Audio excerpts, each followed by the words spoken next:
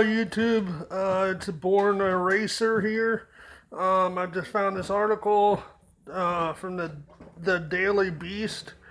Brace for blackouts in the summer of COVID-19. Quarantine is about to take a dark new twist. Hot weather blackouts have long plagued neighborhoods and towns from New York to California to Texas. But now experts are warning that millions of Americans who are working from home or are unemployed cranking their air conditioners as the temperature rise on sunny days will only strain transmission lines and transformers further. Energy producers and distributors are quick to point out that America's overall power usage has plummeted since the onset of C-19 pandemic, thanks to the shuttering of large commercial and industrial buildings. But those structures usually sit on the most captious portions of an urban electrical grid, said Dr. Yuri Dvorkin, assistant professor at New York University's Tandon School of Engineering. By contrast, the power infrastructure in residential areas is typically designed to accommodate heavy use in the early mornings and evenings with hours to cool off during the day. Consumption patterns in these districts have already changed during the crisis, with demand spiking in the daytime. Overall usage is already up.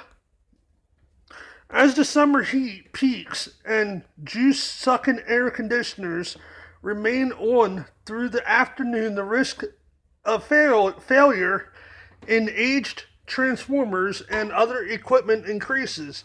The fact that Lower Manhattan is using less power is not going to help deliver power to people in Queens, many of whom, for health reasons, may be intolerant to high temperatures and whose buildings are connected to a very old transmission line with limited margins to carry extra power, said Dvorkin. What's going to happen this summer if we have stay-at-home orders, if we have consumption which the grid was not designed to accommodate? It will push the system to its limits. Even if the government continues to lift shelter-in-place orders, many private businesses and institutions will remain dark in the weeks to come, with their remote workers light up local electric networks. If everyone plugs in at the same time, I worry about what's going to happen, the electrical engineer warned. Dvorkin recently received a federal grant to study the strain disease outbreaks put on his New York City infrastructure, and he will deliver recommendations at a city council hearing next week. The Council Committee on Resiliency will also hear from Consolidated Edison, which you know what they were blamed for. Remember that blue beam in Manhattan? Yep, you got them involved. Con Ed struggles to keep up with demand during a normal summer. Councilman Justin Brannan, the committee's chairman, warned. Dvorkin and Brannan aren't the only ones trying to spark discussion about the potential fallout of the pandemic, and New York isn't the only state seeing a possible dimmer future. Lawrence Orsini, the San Francisco founder of the startup LO3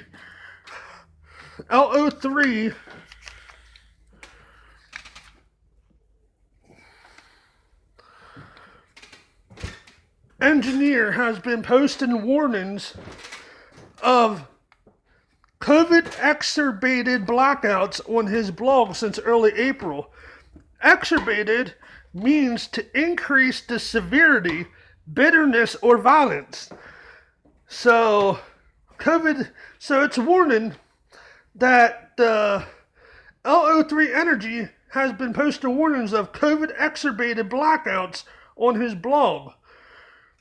So that means there's an increase of severity to the people with the blackouts having to riot. Not just that, but our power lines and our infrastructure not being built up to date will increase severity of blackouts. I mean, it can go further and further.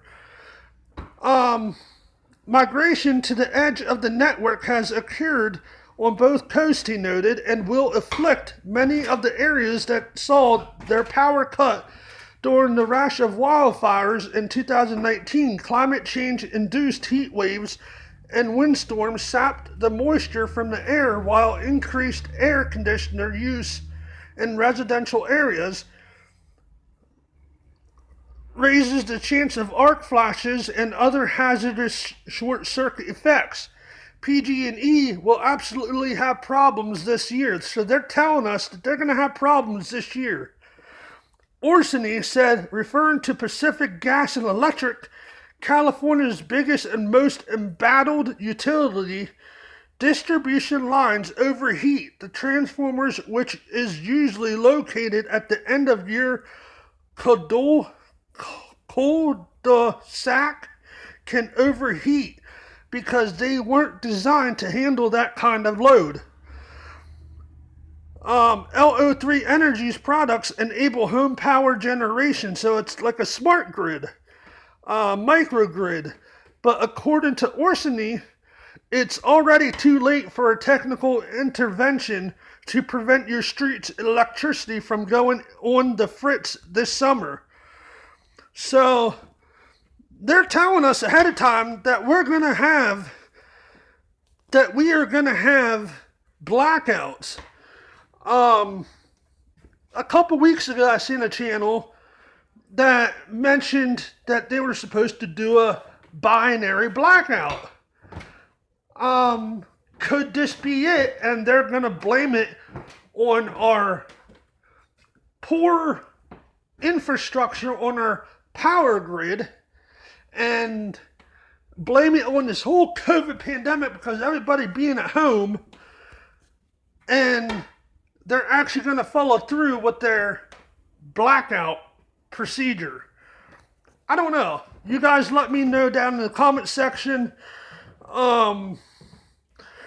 Utilities would coordinate with large commercial and industrial buildings to cut their consumption during high usage periods during the day by turning down part or all of their lighting, cooling, and ventilation systems. Meanwhile, families at home could acquire smart thermostats.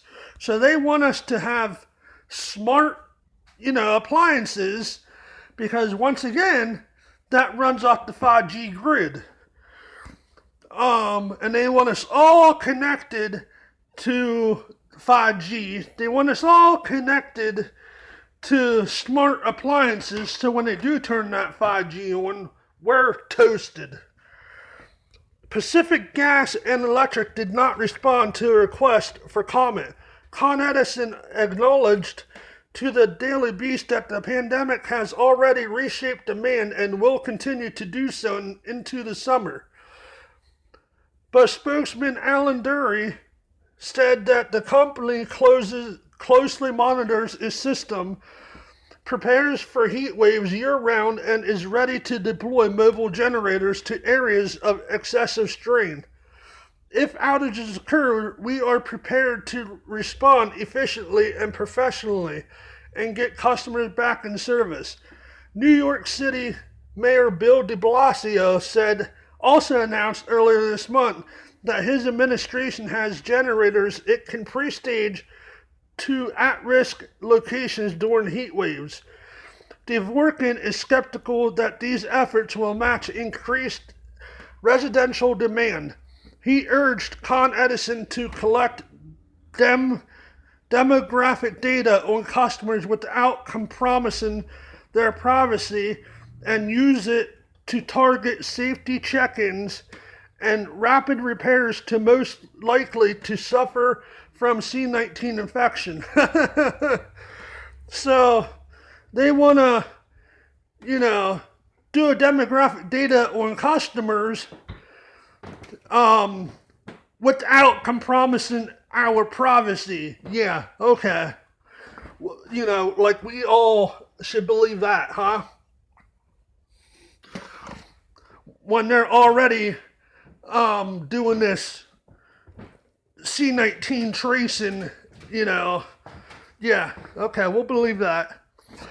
At the same time, he encouraged New Yorkers to sign up for the Con Edison Smart AC program, yeah, so they can trace you even more. Participants to install a home kit that connects to an app through which the company can request they turn down or turn off their cooling unit. Now, we know how to turn it down or turn it up or whatever we need to do. We know what to do. This cooperation will not only help Con Edison keep people healthy and comfortable, Dvorkin said, it may very well save lives. Even if mass blackouts don't strike this year, experts predicted the novel C19 will have long-term ramifications for the nation's power grid. Dr. Alexis Kowinski, associate professor at the University of Pittsburgh Energy Grid Institute, predicted only the oldest and most depleted transformers and transmission infrastructure would suffer a meltdown. It's going to be something that over time, 5 years or so, is going to have an impact, Kowalski said. So there you go. There you have it. Let me know down in the comment section what you guys think, okay? Peace out, Born Racer. Have a blessed evening. Have a blessed rest of your day. And stay safe. And just be prepared. Alright? Peace out.